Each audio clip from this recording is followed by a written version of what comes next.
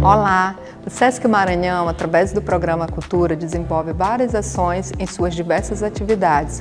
E hoje a gente está com a realização de uma exposição que está inserida dentro da atividade Artes Visuais. Então, a exposição Entre Visualidades está em cartaz na Sala Sesc de Exposições, com um recorte do acervo do Sesc, que foi construído aí ao longo de mais de 20 anos. Então a gente tem trabalhos da década de 80, 90 e os anos 2000. Mas isso não é o mais importante. O que é o mais importante? É porque a gente vai estar falando sobre a educação patrimonial através dessas telas.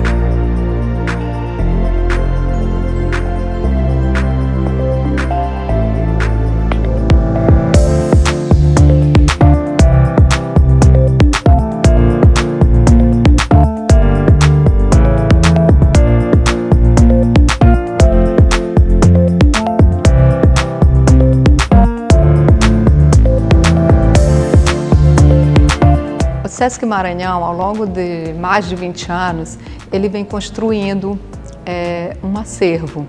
E esse acervo ficou em suas salas, ficam em seus espaços internos.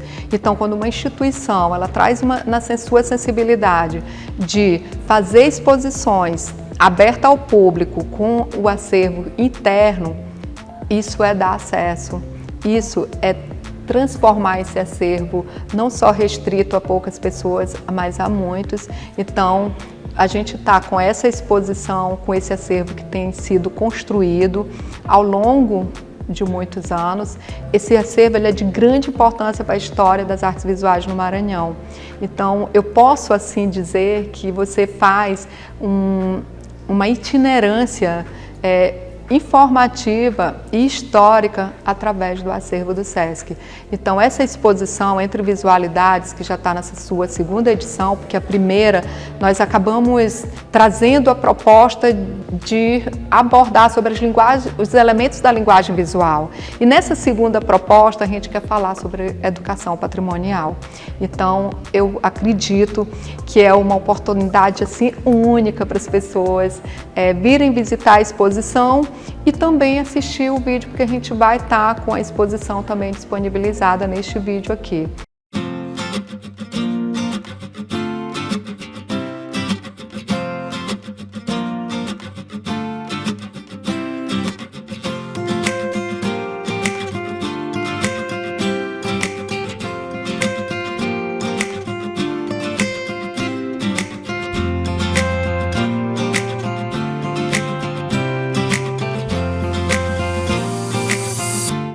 O Sesc tem na essência das suas ações a missão educativa. Então, as questões relacionadas ao patrimônio cultural e à valorização da memória sempre permearam este trabalho nas diferentes frentes de atuação. No entanto, o eixo patrimônio cultural e memória social como atividade do Programa Cultura é relativamente novo e orientado por um marco referencial que está vinculado aos princípios norteadores da política cultural do Sesc, que são a diversidade cultural e os direitos culturais. Desde 2021, ações voltadas diretamente para essa atividade vêm sendo realizadas pelos departamentos regionais, com projetos independentes que buscam dialogar com as diferentes expressões artísticas e com os demais campos de atuação da instituição. Consciente de que patrimônio cultural e a ideia de memória estão conectados e que é responsabilidade fundamental do Sesc possibilitar aos diferentes grupos sociais que as suas histórias sejam contadas e protagonizadas por eles.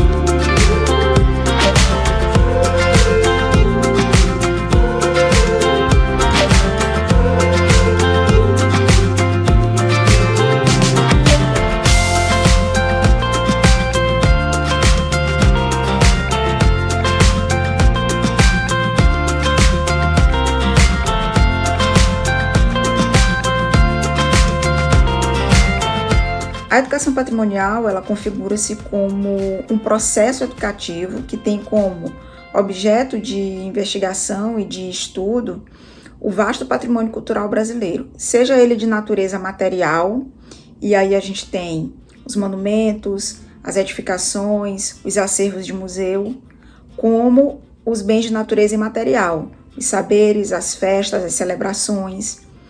E a gente tem uma terceira categoria que são os bens de natureza ambiental natural, que são os ecossistemas naturais que trazem em si uma biodiversidade de relevância muito significativa para um contexto de uma cidade, de um país ou para a humanidade. Então, a educação patrimonial, ela trabalha com os bens culturais, né, de uma cidade ou de uma nação, no caso aqui, os bens culturais brasileiros, né. As primeiras ações educativas em torno do patrimônio, da educação patrimonial aqui no Brasil aconteceram por volta da década de 30, a partir das propostas de Mário de Andrade. Mário de Andrade, o modernista brasileiro, ele foi um dos idealizadores do Serviço do Patrimônio Histórico e Artístico Nacional, que anos mais tarde viria a ser o que hoje é o IPHAN. Então, o Mário de Andrade, ele tinha um projeto, né, que tinha como objetivo levar para dentro das escolas e para os museus, né, para lugares formais e não formais de aprendizagem, o patrimônio cultural brasileiro como proposta de ensino e aprendizagem. Então, isso começa a acontecer na década de 30, através dos projetos de Mário de Andrade.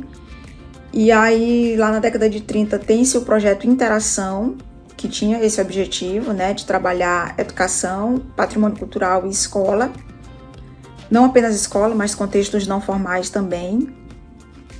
Na década de 80, a gente tem uma proposta, né, um seminário, na verdade, lá no Museu Imperial, em Petrópolis, no Rio de Janeiro, que também trabalha com a educação patrimonial, né, dentro ali do acervo do Museu Imperial, no Rio de Janeiro. Isso na década de 80, com as pesquisadoras Maria de Lourdes Horta e Evelina Grumberg.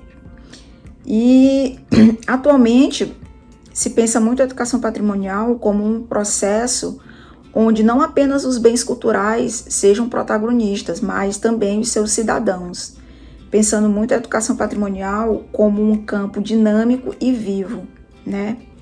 Então, a educação patrimonial hoje, né, ela é muito pensada nessas duas relações, como os cidadãos interagem com os seus bens culturais e como que esses bens culturais fazem parte desses processos educacionais.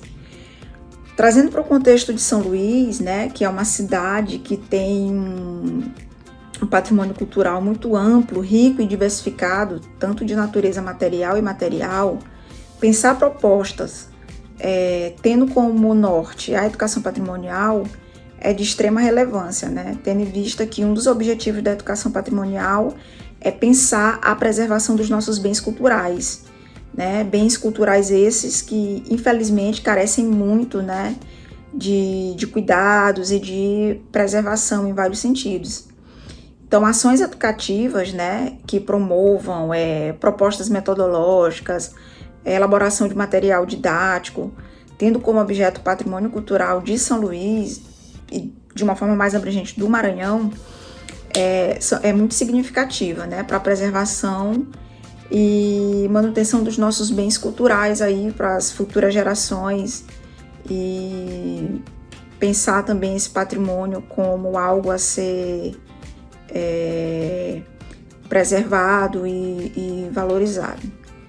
Eu sou o Rafael Gaspar, sou antropólogo e trabalho na Superintendência do IPHAN no Maranhão, coordenando a salvaguarda dos bens registrados do patrimônio imaterial. E para falar aqui sobre o patrimônio cultural, eu quero iniciar dizendo que o patrimônio ele corresponde a um conjunto de bens móveis e imóveis, as formas de fazer, de saber, né? E que diz respeito a todo o conjunto, não é, de bens que a sociedade brasileira possui e que deve ser preservada. Esses bens, os imóveis, eles seriam os conjuntos arquitetônicos, os sítios arqueológicos, não é isso? Os bens móveis dizem respeito aos documentos bibliográficos, documentos cinematográficos, documentos museológicos, obras de artes, que são obras de artes raras também, e os bens relacionados ao patrimônio imaterial diz respeito aos saberes, às celebrações, às formas de manifestações culturais, às expressões, não é isso? E também lugares que dizem respeito à identidade e às referências de uma determinada população. O que é importante saber sobre o patrimônio cultural é que ele diz respeito também aos sentidos e ao valor que nós atribuímos a alguma coisa. E aí eu faço um paralelo justamente com um patrimônio de uma determinada família. Então, por exemplo, se nós formos na casa, e eu acredito que nós temos experiência de ir na casa de uma pessoa e aí a pessoa vai apresentar o patrimônio para a gente, o que ela tem de importante. Então ela pode mostrar para a gente joias, ela pode mostrar retratos da família, dos seus antepassados, ela pode mostrar documentos também de nascimento ou fotos de festas antigas. Então todos esses conjuntos de documentos, de materiais, de coisas, eles formariam assim o que elas consideram como bens importantes, ou seja, como seu patrimônio. Então, assim como uma família, individualmente, o patrimônio a nível nacional, a nível coletivo, ele diz respeito a tudo aquilo que se refere e que tem um sentido para aquela população.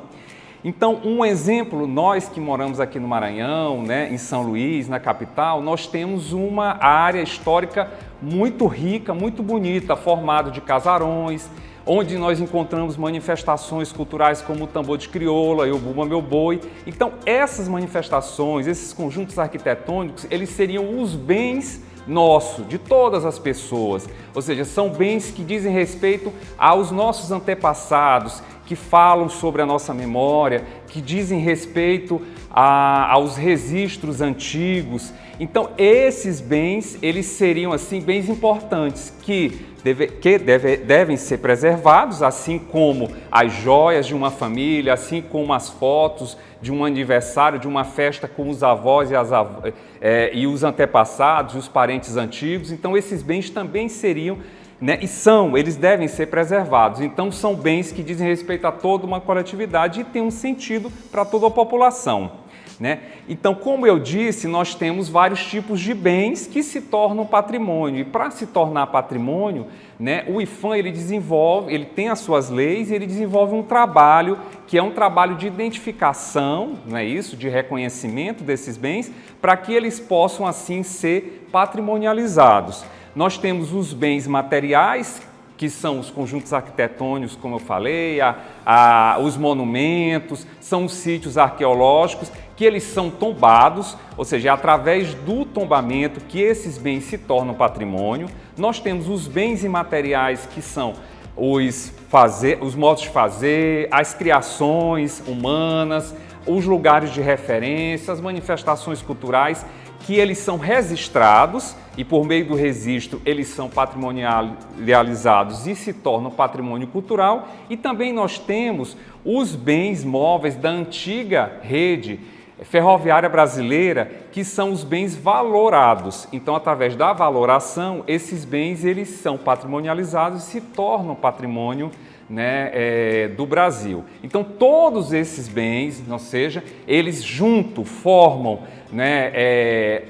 eles dizem respeito, eles formam a referência à nossa história, a história de cada população, de cada sociedade. Eles formam a referência à memória, à nossa identidade, e eles devem ser guardados e preservados para que as próximas gerações, ou seja, os nossos filhos, os nossos netos, eles possam ter a oportunidade de ter essa chance de apreciar, de ouvir, de tocar, e de conhecer esses bens que foram de gerações passadas. E aí isso é que é importante, que a gente tem que deixar para essas gerações. Então, a exposição vai ficar em cartaz até o dia 16 de junho. Ela fica aberta a partir de 8h30 da manhã, vai até às 17 horas. Restrições, Máscara. Eu estou aqui sem máscara porque eu estou gravando e tem poucas pessoas, estamos respeitando a distância. Mas para visitar a exposição e adentrar os espaços do SESC, ainda há exigência da utilização de máscara. Então, venha visitar pessoalmente e acesse o vídeo nas redes sociais do SESC Maranhão.